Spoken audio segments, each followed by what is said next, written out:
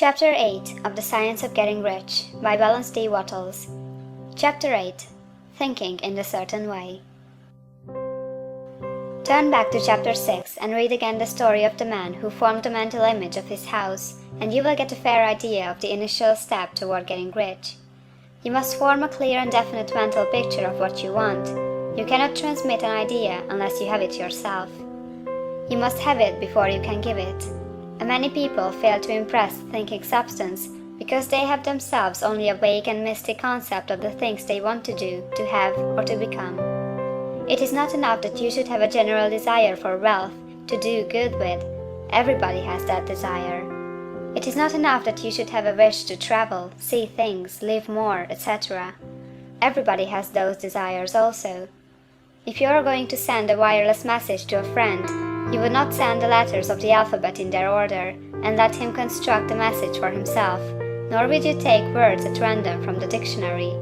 You would send a coherent sentence, one which meant something. When you try to impress your wants upon substance, remember that it must be done by a coherent statement. You must know what you want and be definite. You can never get rich or start the creative power into action by sending out unformed longings and vague desires. Go over your desires, just as the man I have described went over his house. See just what you want, and get a clear mental picture of it as you wish it to look when you get it. That clear mental picture you must have continually in mind, as the sailor has in mind the port toward which he is sailing the ship. You must keep your face toward it all the time. You must no more lose sight of it than the steersman loses sight of the compass. It is not necessary to take exercises in concentration, nor to set apart special times for prayer and affirmation, nor to go into the silence, nor to do occult stunts of any kind. These things are well enough, but all you need is to know what you want, and to want it badly enough so that it will stay in your thoughts. Spend as much your leisure time as you can in contemplating your picture, but no one needs to take exercises to concentrate his mind on a thing he really wants. It is the things you do not really care about which require effort to fix your attention upon them. And unless you really want to get rich, so that the desire is strong enough to hold your thoughts directed to the purpose as the magnetic pole holds the needle of the compass, it will hardly be worthwhile for you to try to carry out the instructions given in this book. The methods herein set forth are for people whose desire for riches is strong enough to overcome mental laziness and the love of ease, and make them work. The more clear and definite you make your picture then, and the more you dwell upon it, bringing out all its delightful details, the stronger your desire will be, and the stronger your desire, the easier it will be to hold your mind fixed upon the picture of what you want. Something more is necessary, however, than merely to see the picture clearly. If that is all you do, you are only a dreamer, and will have little or no power for accomplishment. Behind your clear vision must be the purpose to realize it, to bring it out in tangible expression. And behind this purpose must be an invincible and unwavering faith that the thing is already yours, that it is at hand and you have only to take possession of it. Live in the new house mentally until it takes form around you physically. In the mental realm, enter at once into full enjoyment of the things you want. Whatsoever things ye ask for when ye pray, believe that ye receive them, and ye shall have them, said Jesus.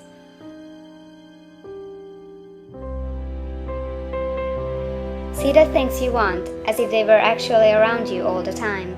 See yourself as owning and using them. Make use of them in imagination just as you will use them when they are your tangible possessions. Dwell upon your mental picture until it is clear and distinct, and then take the mental attitude of ownership toward everything in that picture. Take possession of it, in mind, in the full faith that it is actually yours. Hold to this mental ownership. Do not waver for an instant in the faith that it is real. And remember what was said in the preceding chapter about gratitude. Be as thankful for it all the time as you expect it to be when it has taken form. The man who can sincerely thank God for the things which as yet he owns only in imagination has real faith. He will get rich. He will cause the creation of whatsoever he wants. You do not need to pray repeatedly for things you want. It is not necessary to tell God about it every day. Use not vain repetitions as the heathen do. said Jesus to his pupils, "for your Father knoweth that ye have need of these things before ye ask him." Your part is to intelligently formulate your desire for the things which make for a larger life, and to get these desire arranged into a coherent whole, and then to impress this whole desire upon the formless substance, which has the power and the will to bring you what you want.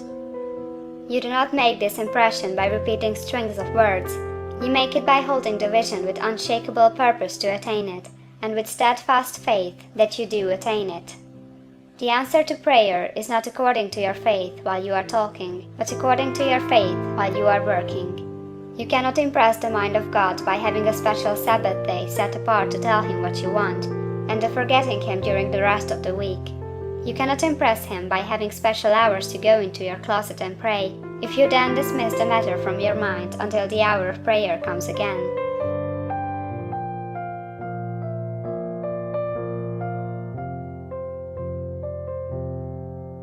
Oral prayer is well enough, and has its effect, especially upon yourself, in clarifying your vision and strengthening your faith. But it is not your oral petitions which get you what you want. In order to get rich, you do not need a sweet hour of prayer, you need to pray without ceasing. And by prayer, I mean holding steadily to your vision, with the purpose to cause its creation into solid form, and the faith that you are doing so. Believe that ye receive them. The whole matter turns on receiving, once you have clearly formed your vision. When you have formed it, it is well to make an oral statement, addressing the Supreme in reverent prayer, and from that moment you must, in mind, receive what you ask for. Live in the new house, wear the fine clothes, ride in the automobile, go on the journey, and confidently plan for greater journeys. Think and speak of all the things you have asked for in terms of actual present ownership.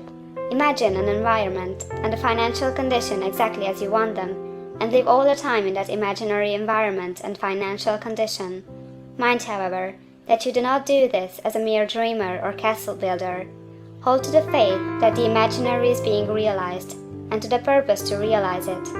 Remember that it is faith and purpose in the use of the imagination which makes the difference between the scientist and the dreamer. And having learned this fact, it is here that you must learn the proper use of the will. End of chapter 8.